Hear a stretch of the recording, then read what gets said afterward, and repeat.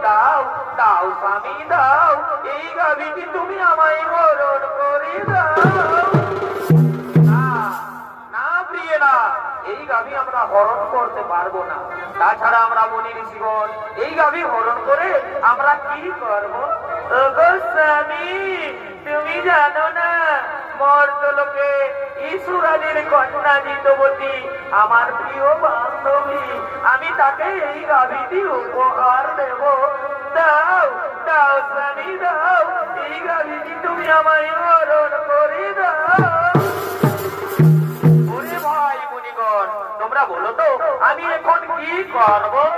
শোনো শোনো প্রভাস ঋষি, তুমি কি করবে তাই আমরা বলতে পারবো না, তবে এটা আমরা বলতে পারি এই গাভী তুমি যদি হরণ করো তাহলে মহামুনি বৈশিষ্ট্য আমাদের কাউকেই ছাড়বে না।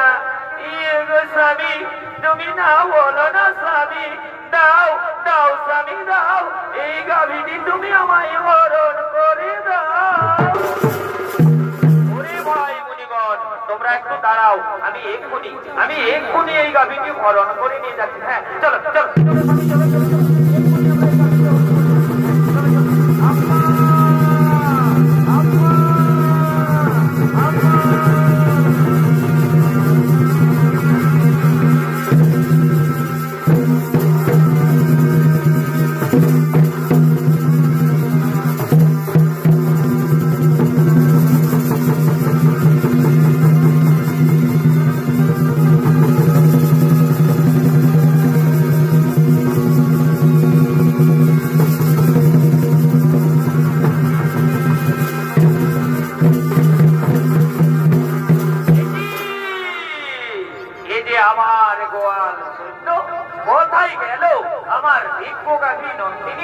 আমার গাভী নন্দিনীকে তো গোয়ালে দেখা যাচ্ছে না।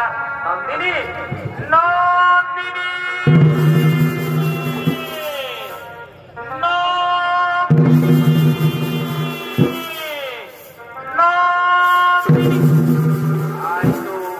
আমার দিব্য গাভী নন্দিনীকে তো কোথাও দেখতে পাওয়া গেল না, তাহলে নিশ্চয় আমার গাভী নন্দিনীকে কেউ হরণ করে নিয়ে গেছে।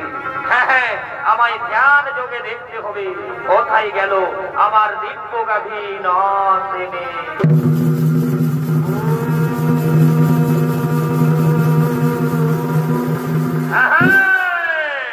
বুঝতে পেরেছি অস্ত্রবসু, তোমরা এসেছিলে আমার অতি মনোরমা আশ্রম দর্শন করার জন্য।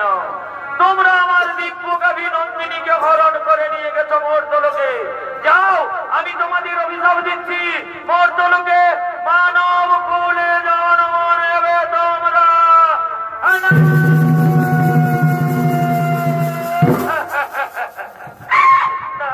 না মুনিবর না, আপনি আমাদের এত বড় অভিশাপ দেবেন না মুনিবর। ফিরিয়ে দিন মুনিবর, ফিরিয়ে দিন আপনার দেহ ভাই অভিশাপ আপনি ফিরিয়ে দিন।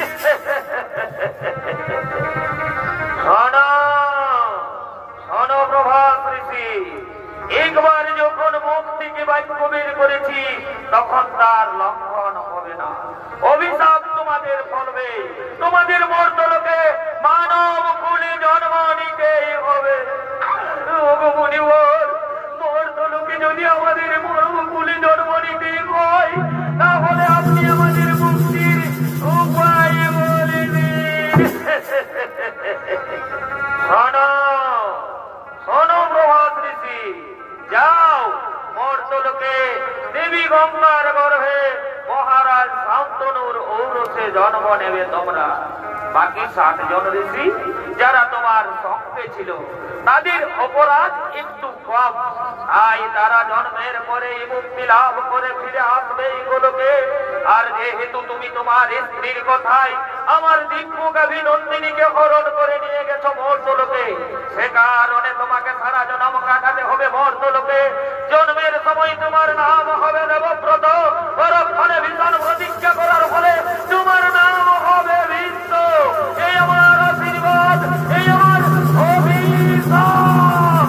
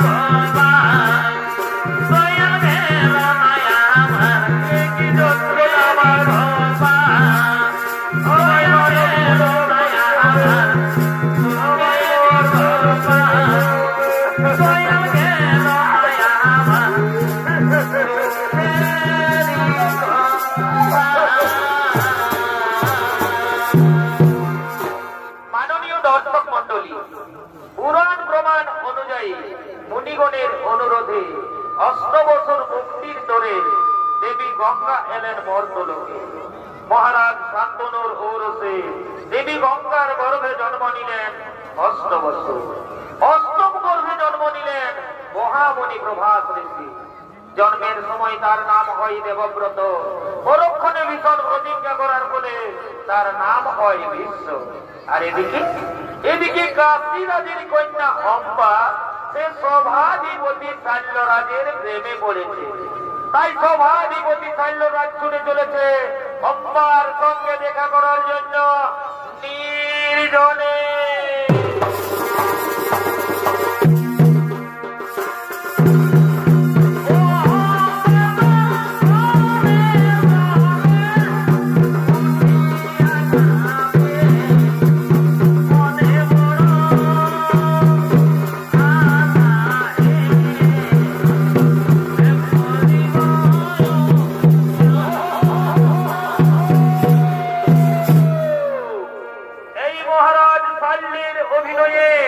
আপনাদের সামনে ছৌ নৃত্য পরিবেশন করে দেখাবেন কলমা বিবাদী সংঘ সম্প্রদায়ের এক তরুণ ছৌ নৃত্য শিল্পী ফকির চন্দ্র মাহাতো।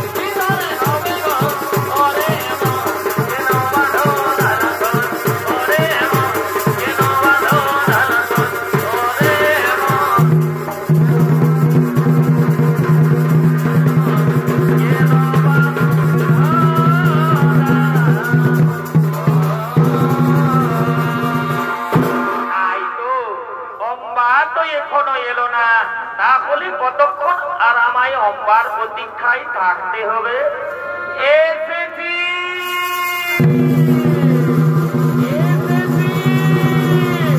আমি, এসেছি তোমার। তোমার আসতে এত দেরি কেন হলো অম্বা? অম্বা তুমি কি বলতে পারো অম্বা, আর কতদিন আমাদের এইভাবে লুকিয়ে লুকিয়ে প্রেম করতে হবে?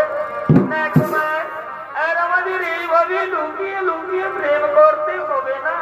আগামীকালই তো আমার স্বয়ংবর সভা, আপনি আমার স্বয়ংবর সভায় যাবেন। আমি আপনার গলায় মালা দিয়ে আপনাকে আমি স্বামী রূপে বরণ করে নেব কুমার। অম্বা তুমি সত্যি বলছো তো অম্বা? তুমি আমার গলায় বরমাল্য দিবে তো? হে কুমার, যার সঙ্গে আমার এতদিন থেকে ভালোবাসা, আমি তাকে ছাড়া কি অন্য কোনো পুরুষের গলে মালা দিতে পারি কুমার? তাই তুমি আমার, তুমি আমার, তুমি আমার। অম্বা জানো অম্বা, আজ আমার কি আনন্দ হচ্ছে অম্বা, আজ আমাকে আনন্দে নাচতে ইচ্ছে করছে অম্বা। সত্যি বলছে কুমার, আমারও তাই, আজ আমায় আনন্দে গাইতে ইচ্ছে করছে।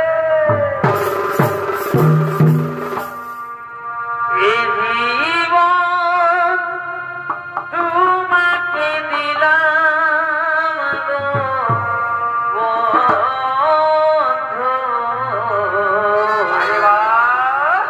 তুমি শুধু ভালোবাসা দিও। আরে ভাই ও বন্ধু, তুমি শুধু ভালোবাসা দিও।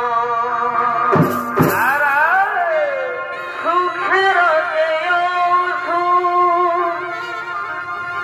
তুমি যে আমার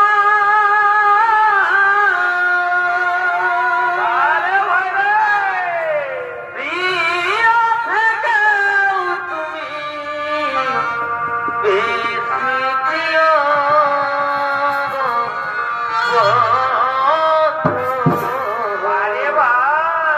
তুমি শুধু ভালোবাসা দিও। ও বন্ধু, তুমি শুধু ভালোবাসা দিও।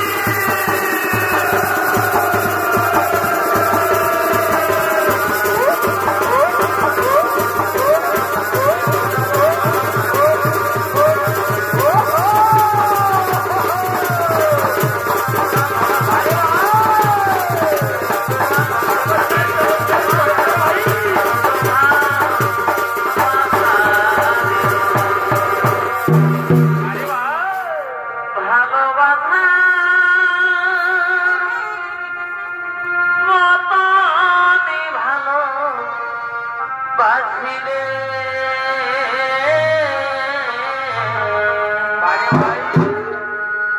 তার কি গো ভুলা যায়?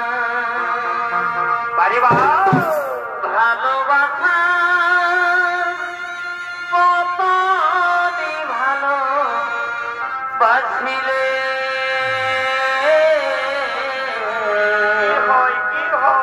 তার কি গো ভুলা যায়? ঠিক বলেছ, ঠিক বলেছ।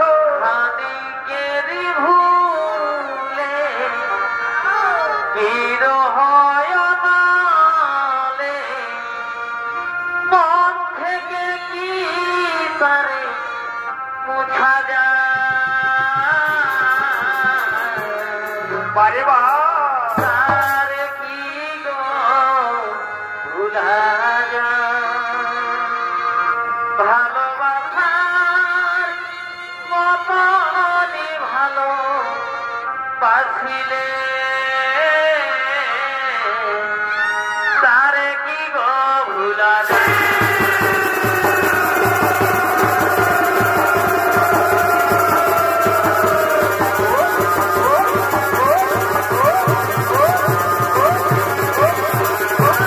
Oh,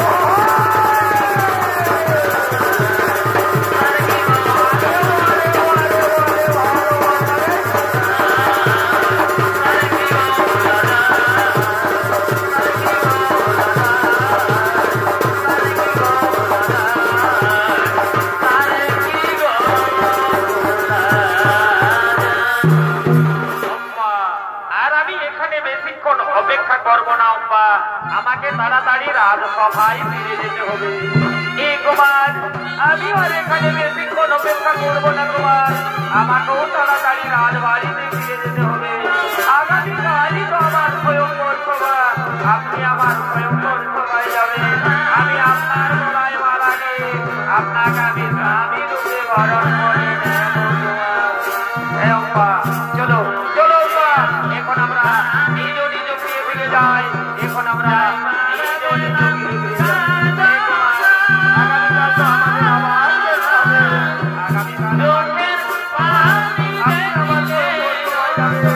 আমি আপনার অপেক্ষায় থাকবো। আমি অবশ্যই তোমার স্বয়ংবর সময় যাবো। আমি অবশ্যই তোমার স্বয়ংবর সময় যাবো। বিদায় বিদায় বিদায় বিদায়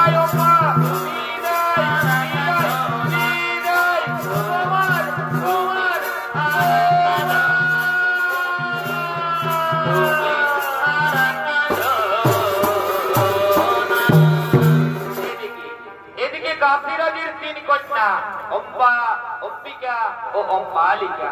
কাশী মহারাজ তিনি তার তিন কন্যার করেছেন স্বয়ংবর সভার আয়োজন। দেশ বিদেশ রয়েছে নিমন্ত্রণ, দেশ বিদেশ থেকে রাজা রাজপুত্রগণ স্বয়ংবর সভায় করছেন আগমন।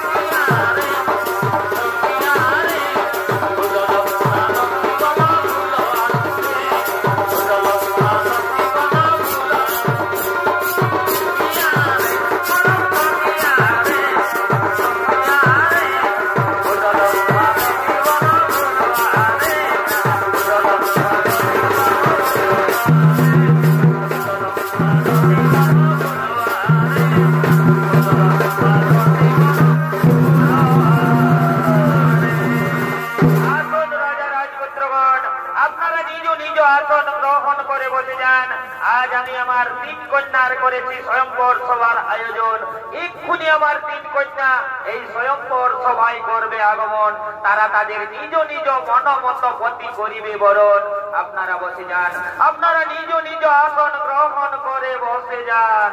ওরে কে কোথায় আছিস? তোরা তাড়াতাড়ি করে আমার 3 কন্যাকে এই স্বয়ংবর সভায় নিয়ে আয়। মনেরই বাগানে ফুটিল ফুল রে, রসিকি ভ্রমর আইল না, ফুলের মধু খাইল না।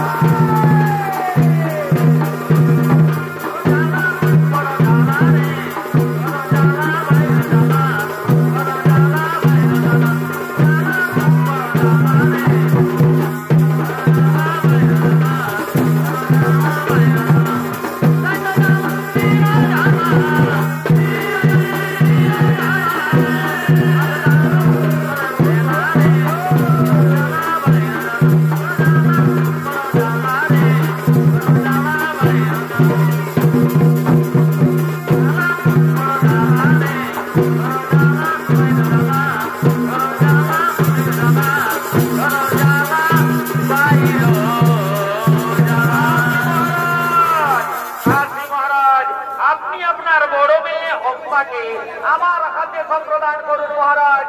মম সমকক্ষ কবির কেহ নাই এই সভাস্থলে। মহারাজ তম সমকক্ষ কবির এই সভাস্থলে। কে আপনি? আমি হস্তিনাধিপতি শান্তনন্দন গঙ্গা পুত্র ভীষ্ম। তুমি এসেছো এই স্বয়ম্বর সভায়? আরে দেখ ভীষ্ম এসেছে এই স্বয়ম্বর সভায়। ভীষ্ম আবার 80 বছর বয়সে নিজেকে জীবন প্রমাণ করার চেষ্টা করছে রে। আরে ভাই শোন, আমার মনে হয় বিশ্ববোধয় তার পিতার মৃত্যুর অপেক্ষাই ছিল। তার পিতা মৃত্যুবরণ করেছে, তার মা শাখা বলাও হয়ে গেছে, আর বিশ্ব তার দৃঢ় প্রতিজ্ঞাও হয়ে গেছে। চুপ করুন রাজা রাজপুত্রগণ, আপনারা সকলে চুপ করুন। আমি নিজে বিয়ে করার জন্য এই স্বয়ম্বর সভায় আসিনি। আমি এই স্বয়ম্বর সভায় এসেছি বাহু বলে 3 কন্যাকে হরণ করে নিয়ে যাব হস্তিনার রাজপ্রাসাদে। আমি আমার ভাই বিচিত্র বীর্যের রানী বানাবো। বাধা দিতে যদি কারো শক্তি থাকে তবে এসো এই বিশ্বের বিশ্বদেব এই সভাস্থল থেকে আমার 3 কন্যারে করিবে হরণ, না হলে ধারা হস্ত করবন। এক্ষুনি আমি তোমায় ভোট জীবন। তবে তাই হোক রাজা রাজপুত্রগণ।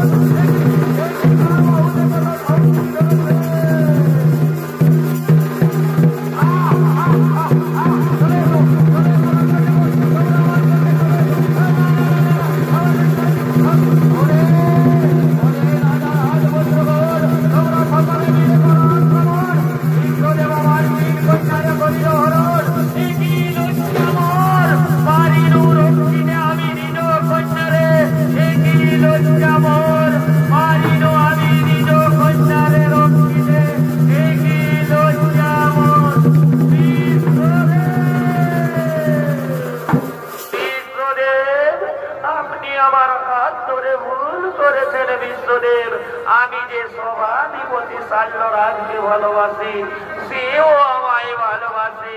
আমি তার বাগদত্তা স্ত্রী। আপনি আমাকে তার কাছেই পৌঁছে দিন বিশ্বদেব। হ্যাঁ, চলো অম্বা, আমি তোমাকে মহারাজ শাল্যের কাছেই পৌঁছে দেওয়ার ব্যবস্থা করব। চলো অম্বা।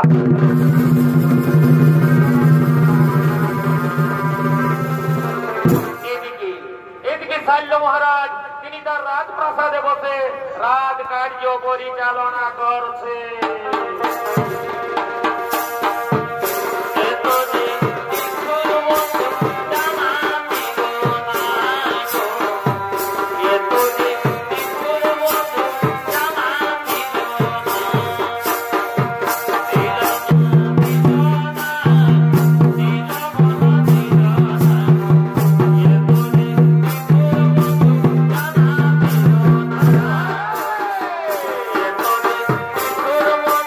জানা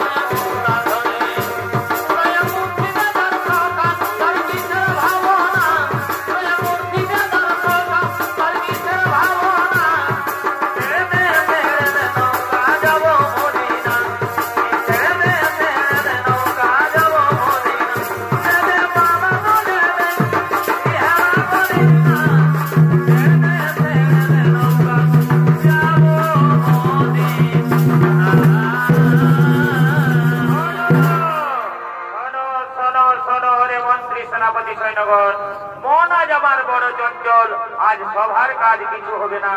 আজ তোমরা নিজ নিজ কক্ষে ফিরে যাও। আজ আমায় একটু একা থাকতে দাও। যাও যাও মন্ত্রী সেনাপতিগণ, আজ তোমরা নিজ নিজ কক্ষে ফিরে যাও। আজ আমায় একটু একা থাকতে দাও।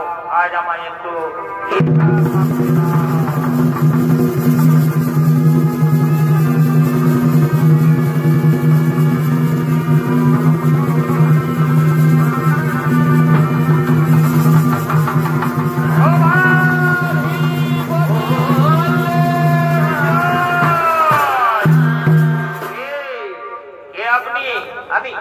আমি হস্তিনা নগরের মহামন্ত্রী। এই দিন মহারাজ আপনার বাগদত্তা স্ত্রীকে আপনার কাছে পৌঁছে দিয়েছি। আপনি একে গ্রহণ করুন। আমি এখন আসি মহারাজ, আমি এখন আসি। আমি এখন অম্বা তুমি এসেছো? বারে স্ত্রী তো স্বামীর কাছে আসবে। এখনো আমি মনে প্রাণে বিশ্বাস করি তুমি আমার স্বামী। নাও নাও কুমার, তুমি আমায় গ্রহণ করো কুমার। এ হাত ধরে ভীষ্ম তোমায় রথে তুলেছে। এ হাত আমি আর স্পর্শ করতে পারবো না। এই মুহূর্তে ভীষ্ম তোমার হাত ধরে রথে তুলেছে। এই মুহূর্তে তুমি ভীষ্মের উৎকৃষ্ট হয়ে গেছো। তুমি বিশ্বকর্মী কবলিকা, তুমি কলঙ্কিনী।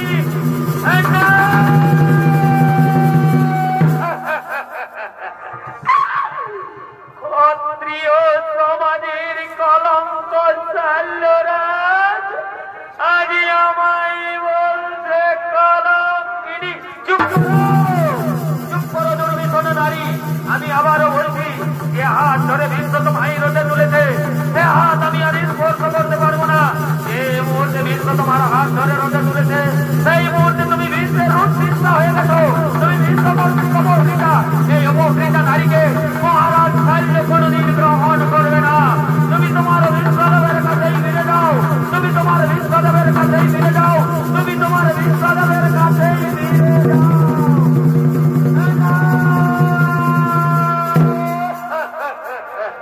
তুমি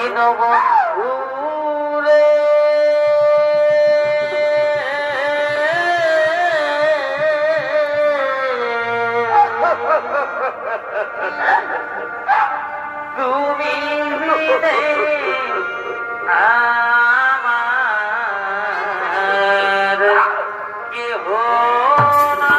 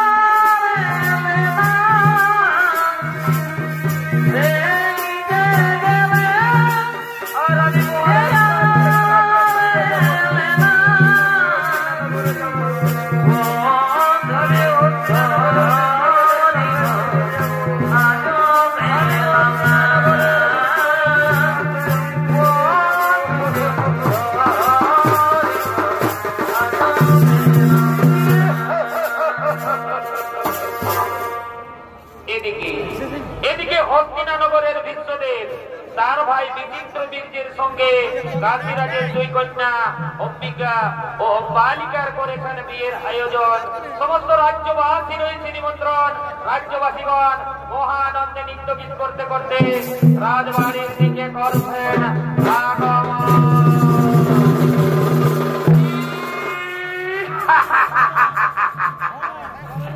আরে ভাই কি মজা না ভাই, কি মজা!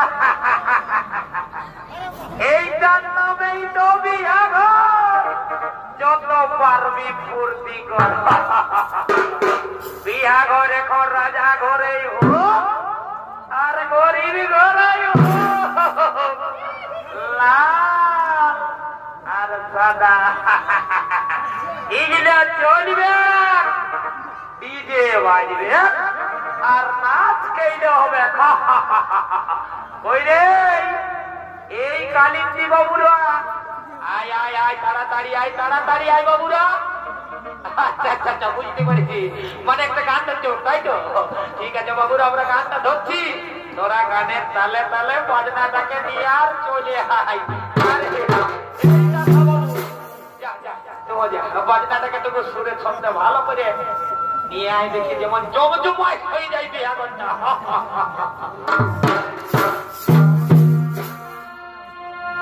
আরে পাট করা তোর ঝিলিকি শাড়ি, তারে গাই দুলিছে গো এ বিমলার মা। বাহাগো বাহাগো বিমলার মাগো। পাট করা তোর ঝিলিকি শাড়ি, তারে গাই দুলিছে গো এ বিমলার মা। বিমলার মা, বিমলার মাইকে বড়ই ভালো বাসি গো। বাহাগো বাহাগো বিমলার বাবা। তার মনে পালি না। বিমলার মাইকে বড়ই ভালো বাসি গো। আরে বাহ! তার মনে পালি না।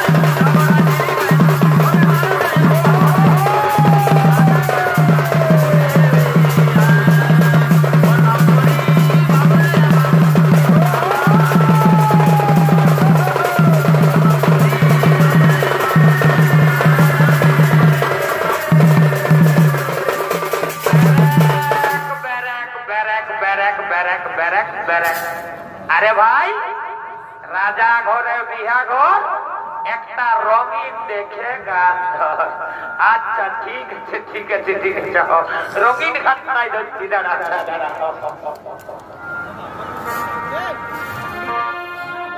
রঙিন বোতল দেখলে আমার মাথা যে ঘুরা,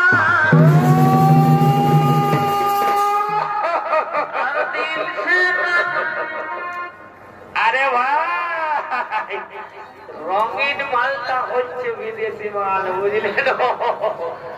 এই মালটা খাতে খাতে না আমাকে শ্রদ্ধা করে দেয়।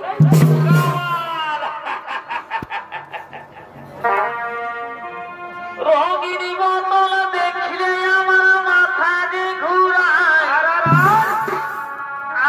দিল সেটা টানে দিলে বলার কিছু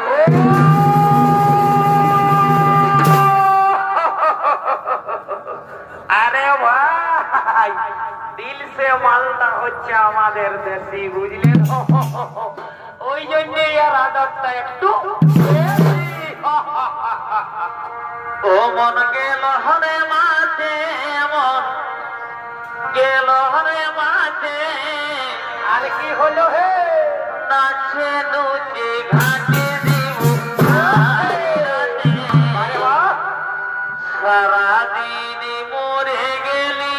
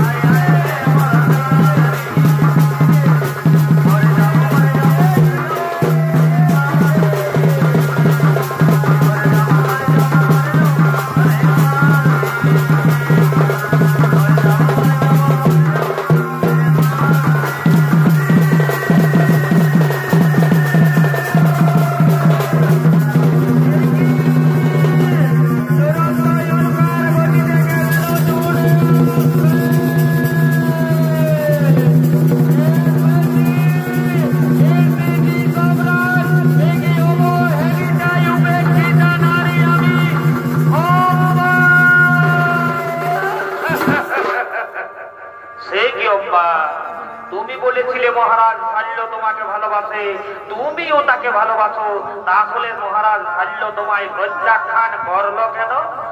আপনার জন্য আপনি আমার হাত ধরে রথে তুলেছেন বলে মহারাজ ভাল্য বলেছে এ হাত সে আর স্পর্শ করবে না।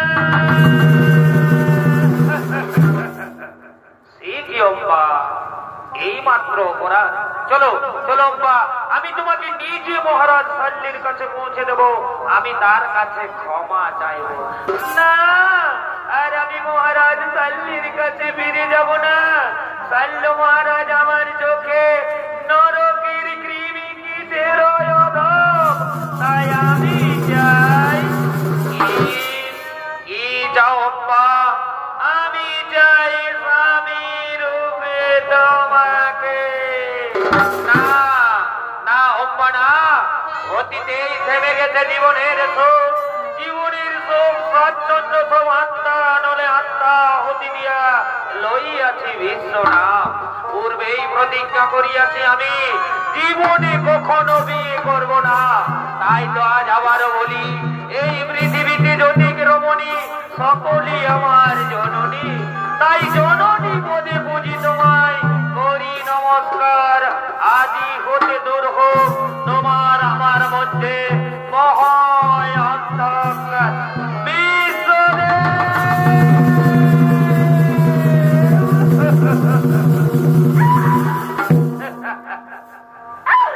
বিশ্বদেব মানিব না আমি, লইব প্রতিশোধ করিন প্রতিজ্ঞা। জ্বলন্ত অগ্নিকুণ্ডে প্রাণ বিসর্জন দেব, পুনরায় জন্ম নেব। শ্রীখণ্ডী রূপে আমি তোমায় কুরুক্ষেত্রের মাঠে দর্শন দেব। আর সেদিন হব আমি তোমার মৃত্যুর কারণ।